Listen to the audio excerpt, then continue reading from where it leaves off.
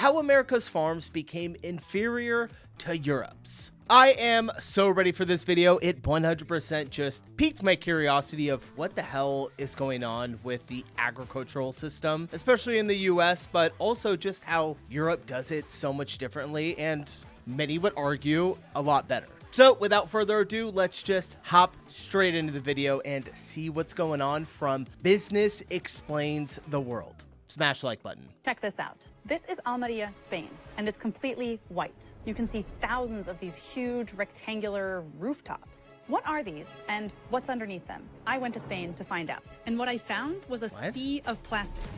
150 square miles of it, to be exact. And underneath all of this is something you wouldn't expect. Gardens.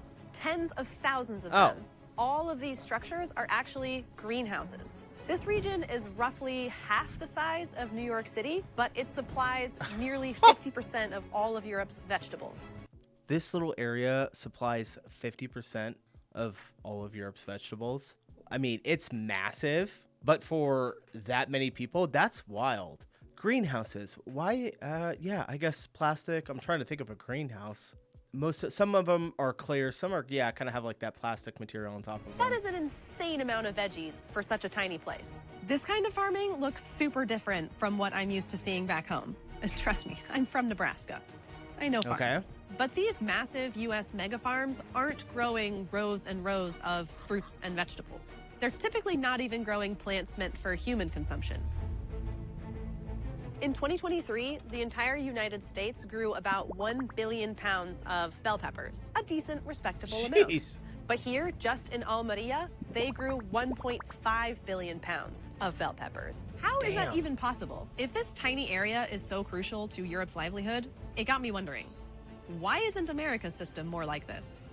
Well, I know for a fact that like when you grow things inside of a greenhouse, you have so much more control over the environment, right? And then I guess you can grow faster because I think of Spain and I'm like, there's a lot of sunshine down there. Do they really need greenhouses? But I guess, yeah, if you can control pretty much all of the climate, then why are we getting so massively outgrown by a tiny plastic covered desert in this little corner of Spain? Could it change? And for our own food security, should it change? So I did what we always do here on Business Explains the World. Flew to the source to see it for myself, talked to the people who actually make it happen, and find some answers. And after all that, one thing became clear. America's farms should look a lot more like this. We won't do anything. I can promise you that.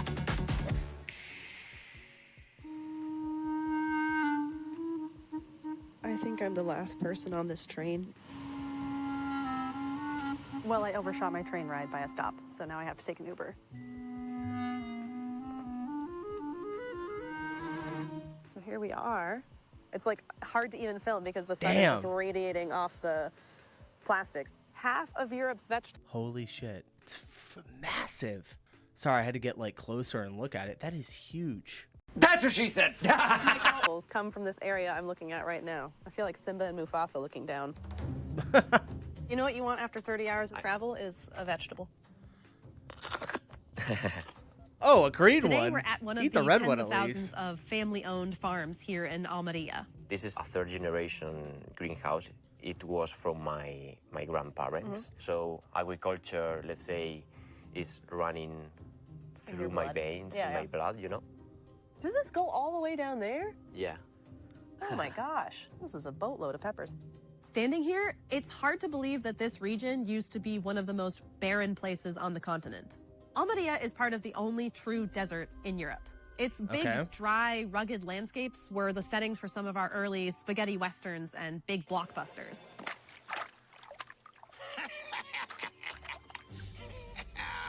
Not what you'd think of as an agricultural mecca, and for a long time, it wasn't. It used to be one of the poorest provinces in Spain, since the arid, windy climate and poor soil made the area basically unfarmable. But that all changed starting in the 1950s, when farmers around here got clever.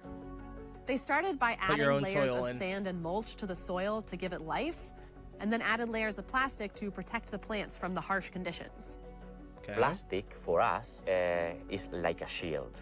They found that crops grown underneath this plastic grew far better and were generally safer than crops grown outside of it. Sprinkle in some watering tech advancements, add in some greenhouse engineering techniques, and top it off with joining the European Union so that they can sell produce tariff-free, and you've got this massive greenhouse powerhouse you see here. Now, there's a lot more to the story of how this place came to be. Decades of transformation at the behest of a dictator, just as a teaser. But we'll put a pin in that for later. For now, I can see why they call this place El Milagro de Almería, the miracle of Almería. Today, this tiny area grows between 2.5 and 3.5 million tons of fruits and vegetables. Probably a ton of jobs as well, right? I would imagine. You got to have a lot of people working on this farm. Every year. There are other places on the European continent that can grow in greenhouses at scale, like in the Netherlands, for example, but no one can really compete with Almeria's 300 plus days of sunlight every year. These greenhouses don't have to burn through heat and energy in the winters like a lot of others do. I mean, it's February right now and it's hot. And if you're thinking, but what about summer? Doesn't it get too hot? Don't worry, they figured that out too. When the temperature outside starts climbing into the 90s, farmers paint the outside with white chalk to reflect the sun back out. And scientists have actually found that this has had a cooling effect on the entire region. But to my American eyes, perhaps one of the most interesting things about Almería is just how many people work here. There are tens of thousands of individual family farms, including Hartman's. Family teamwork, no? Over the past few decades, farmers around here have shifted away from using pesticides to doing something called integrated pest management. We don't use harmful chemicals. We use good insects that eat the bad ones. This kind of envelope. How smart. Wow. Who would have ever thought of that? That's full of good bugs? Yes. They came out and then they start living in the plants. Oh, bug.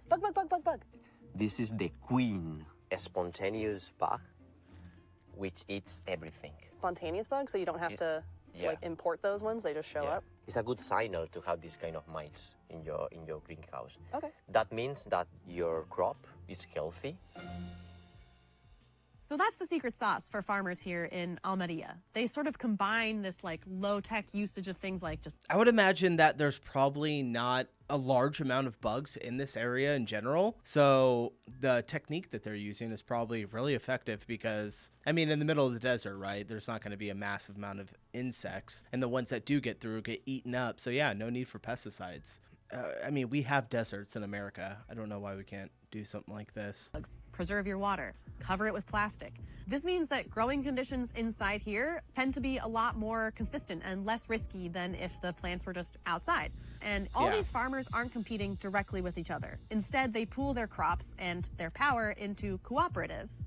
This way they have more bargaining power collectively and they're able to keep supplies consistent and incomes pretty high throughout the year. When I say gas station food, the American audience is not thinking fresh fruits and vegetables from like 50 feet away. So I'm really curious to go see what we can see. Yeah, see Almería. Pueblo de Picar, Almería, España. Wait a second. This is a gas station? Spanish classic for a little road trip snack. That's crazy. So this greenhouse system really seems to be working out for Europe. The US, on the other hand, does things a little differently. This is a map of all the farmland in the US. Over here and over here is where we grow our fruits and vegetables. We grow a lot of it, just not enough to feed ourselves.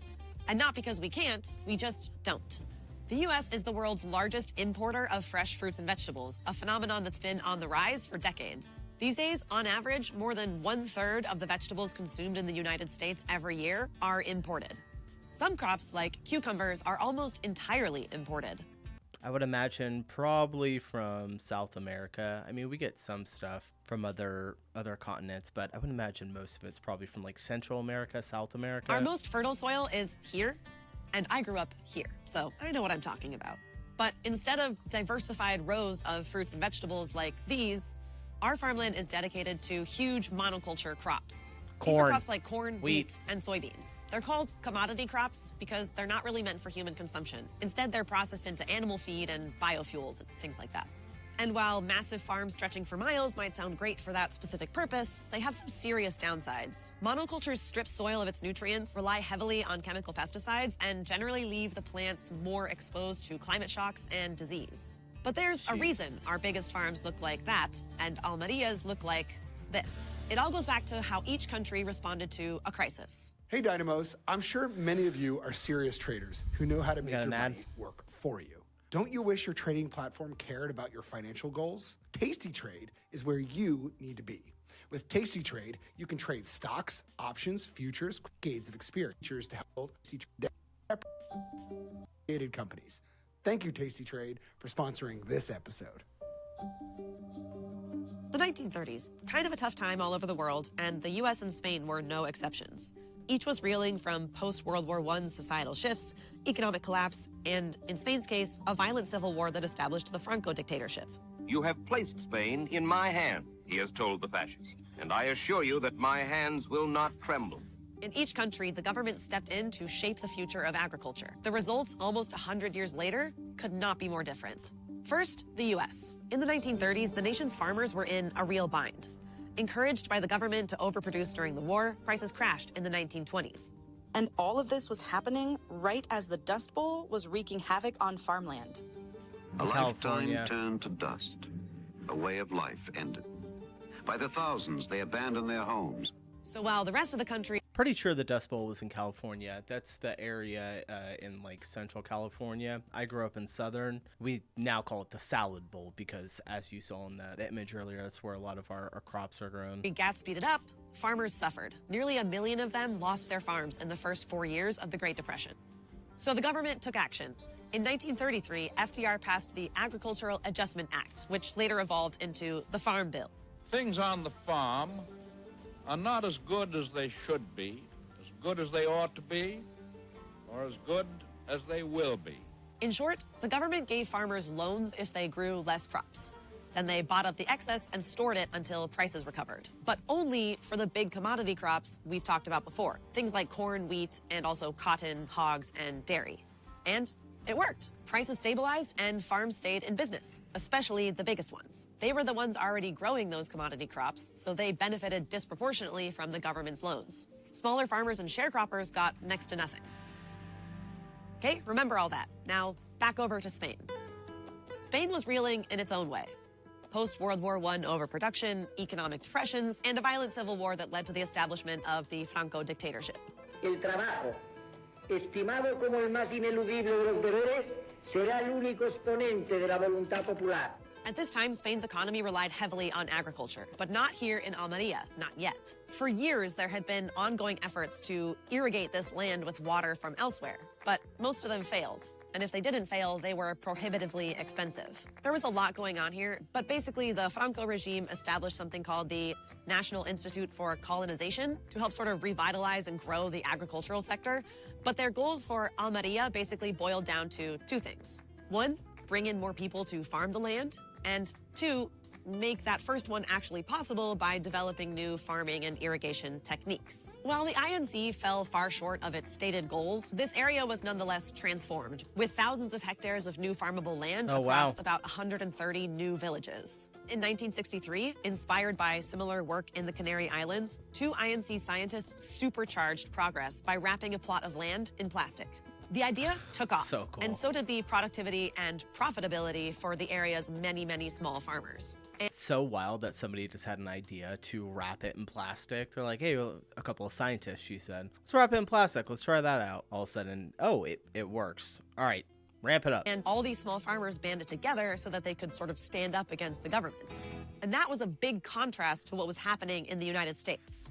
From the 1930s onward, the farm bills just kept propping up these larger farms that were growing commodity crops.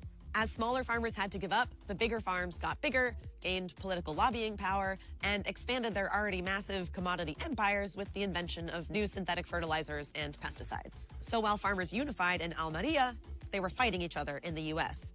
Jump to the 1970s, and the U.S. government pivoted towards a free market approach aimed at just making food as cheap as possible for the consumer. What this meant for farmers is that Old MacDonald used to have a farm with chickens and cows and vegetables and oats, to Old MacDonald only grows soybeans or wheat or corn. Pick your monoculture. And with all... I have driven through these cornfields before, and they just go on forever. You can drive through corn for like 45 minutes straight on a highway. It's insane. All of that storable product, we started exporting. By 1975, the U.S. accounted for 50% of the world's grain exports. So all of that backstory is why Almeria blossomed into this, and the United States blossomed into that. And the Farm Bill today still very much drives what the U.S. prioritizes in its food system. The law still favors these big commodity crops, like soybeans and wheat, while smaller vegetable and fruit farmers are sort of left on their own to navigate price dips. For example, in 2024, more than $3 billion in subsidies went to corn, and not even corn that people eat. So basically, we import what we want to eat, and we export what we don't. Now, there is substantial fruit and vegetable farming in the U.S., but there are also real issues plaguing our farms, like growing water scarcity and land loss. So when you look at a place like Almeria, which is so small but maximizes the use of its water and its land to produce all of this, it makes you wonder, shouldn't we, the United States, be able to do the same thing? The answer is kind of. Kind of. We do have greenhouses, some of which are very large and successful. But ultimately, our system can't really compete with greenhouses in places like the Netherlands, Canada, and Spain. And that's because of money, labor, and centralization. Put simply, in the US, it will always be cheaper just to import from our neighbors. There is no competing with that. If we can expand greenhouses, well, so can Canada and Mexico, and they're gonna do it in a cheaper way. Add to that the issue of labor, which has always been complicated. Yeah, how does Canada do it cheaper? I mean, they have labor rates that are very similar to ours, if not, like, I think they might actually pay their labor a little bit more than us. Mexico, and they're gonna do it in a cheaper way. Mexico, Add to that of the course. issue of labor, which has always been complicated in the US, and is especially so now. The hard work of agriculture is mostly done by migrants, but our visa system is super complicated and pretty controversial. And finally, centralization. Greenhouse hubs in the Netherlands, Canada, and here are all built as these very centralized hubs where you have everything you need within a very short distance. I can't get over These this. very centralized hubs where you... This is like one of the craziest photos I've ever seen. Like, if you showed this to me before I watched this video, I would have no idea what I was looking at. I'd be like, what are those buildings? It's so nuts. And I like how they have the water source right here. Was this always here, or did they pump the water in? I don't know. You have everything you need within a very short distance. The product, education, research, workers, distributors, they're all right here. Imagine if you're a supplier and you go to a place and all the greenhouses are there, how much easier that makes your job to sell to many customers. And now you're going to set up an office in that area. So sort of it's a chicken and the egg situation. The U.S. has a lot of catching up to do. And doing that with our entrenched system and our powerful farm lobby will be tricky. The loudest person with the most money in America gets the change to happen. And that's not the same in other countries. When talking about change, it might be helpful to look back at a place like the Netherlands and ask, how did they get this system in the first place? That's right. That's right. I remember we did check out a greenhouse that did flowers in the Netherlands. I think it was Rick Steves' video. He visited one of them, right? Simply because in World War II, they starved. During the winter of 1944, a Nazi blockade cut off food, triggering a famine that killed 20,000 people and pushed millions more towards the brink of starvation. After that, the Netherlands vowed that nothing like that could ever happen again, so securing their own food supply became a national priority. We see this kind of adaptation throughout history following food shortages. Even in the US, there were victory gardens meant to boost our domestic food supply during and after the World Wars. Urban farming spread across Cuba after a seed blockade left the country stranded. And as recently as COVID, tourism towns in Thailand that lost their income transformed empty plots into community gardens to help feed their neighbors. We as humans create the most innovation when we face the most extreme and dire circumstances. And here in Almeria, all of this came about from trying to transform an inhospitable desert during desperate times. There is no perfect farming solution. This model has its own issues, many of which echo problems we have in the US. But we have to figure it out because there is another existential threat looming. According to the United Nations, by 2050, farmers across the globe need to produce 70% more food than they are right now to feed the population. Add to that, scientists also predict by that time, a lot of our topsoil will be so degraded that it will be basically useless. I don't know if I believe that. There's a lot of soil and a lot of land in this world. How much did they say? 90% of Earth's topsoil at risk by 2050. I'm gonna call BS on that one right there. I think most of the information is really good, but I find that highly unlikely. A lot of our topsoil will be so degraded that it will be basically useless. We have to take steps towards more controlled environment farming practices. We literally don't have a choice. The next farm bill is expected to pass this year, and it will dictate the food, farming, and conservation practices that the government prioritizes for the next 5 years. Right now, many of the already limited programs for indoor agriculture and greenhouses have been stalled by the Trump administration. Farming policy is often born out of crises. A nation that can't feed itself will die, so it must adapt. Do we just have to wait for another tragedy to strike the United States for us to change how we do things? I, for one, don't want to do that. So if farming policy is responsible for where we are today, maybe farming policy is the only way out. Yeah, you know, I've been following a little bit of this. Not necessarily like the greenhouse stuff, but I've been following some of the farming issues that we're having here in the States. I know there was some stuff going on as well. Didn't the EU have...